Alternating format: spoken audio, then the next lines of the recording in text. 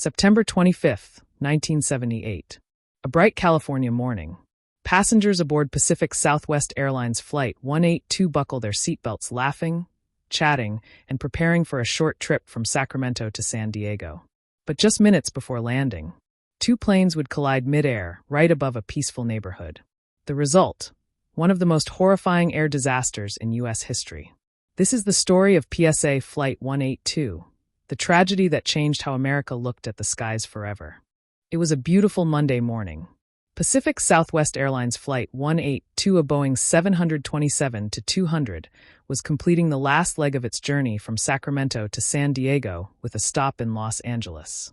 On board were 128 people, passengers, flight attendants, and a highly experienced crew led by Captain James McFerrin, a 42-year-old pilot with over 17,000 flight hours.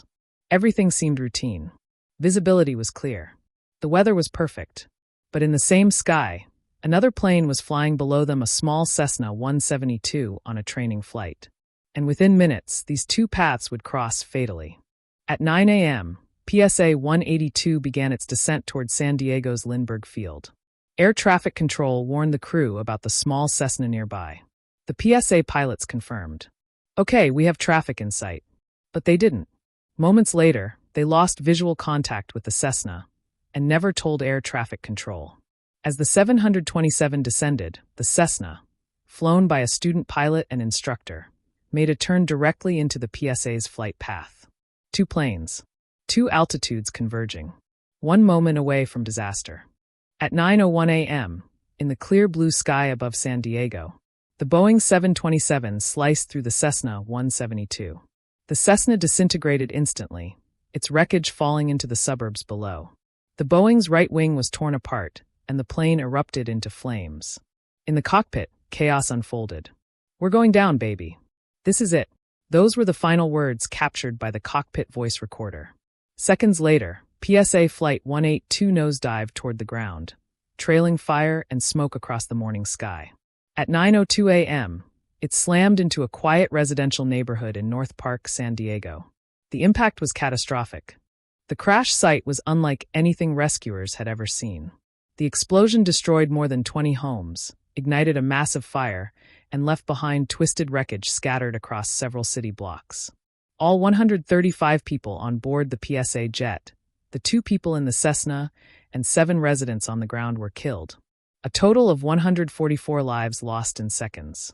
Eyewitnesses described a horrifying sight. A ball of fire falling from the sky. One said, "The plane came down like a missile, and everything exploded." For San Diego, it was a day that time stopped. The National Transportation Safety Board, NTSB, launched a full investigation. What they discovered was chilling. The PSA crew had lost sight of the Cessna, but did not inform ATC. Air traffic control assumed the PSA still had visual contact and cleared it to descend. The see and avoid system, which relied on pilot eyesight instead of radar, had failed in the worst possible way. The official cause, pilot error by PSA 182 for not maintaining visual contact. But the deeper truth was that the airspace system itself was flawed.